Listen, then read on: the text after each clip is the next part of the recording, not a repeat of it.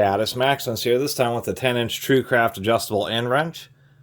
I've been going on a tear on end wrenches. This happens to be chrome vanadium steel. Seems some are chrome and molybdenum, some are chrome vanadium. TrueCraft tools are actually pretty good.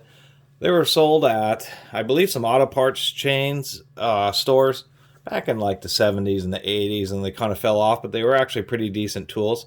Japanese made by the top tools of Japan is who made this for TrueCraft.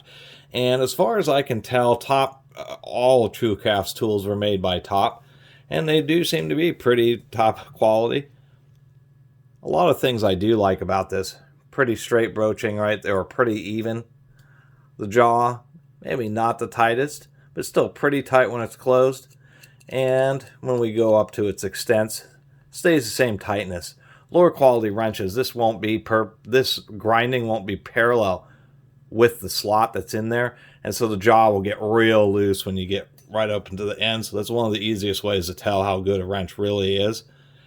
And this one seems pretty decent. Satin finish, thin pattern just because it has a standard thin beam, and it seems to be pretty decent. You know, when I compare it to my Jamestown Crescent or my Proto, I don't think it's quite as good as those, but certainly is a pretty decent wrench. Decent quality chrome plating. You can see that there's been quite a bit of wear, and the chrome plating is sticking on there, not seeming to peel off or anything like that, and is thick enough to resist corrosion. A couple videos ago I did a Selden, and that had really thin chrome plating and actually was rusting. And on the screw, they went with the route where they have a threaded screw, and then they just put a couple little notches in there, stake that in there, so it doesn't want to work its way out, no hole in the back. And that seems to be kind of dependent on the manufacturer. Like on this Jamestown Crescent, they do the same thing. Screw that's been staked. But on this Proto, it's actually a press fit pin that goes all the way through, and you can see the hole in the back. Other than that, it has proper buttress threads.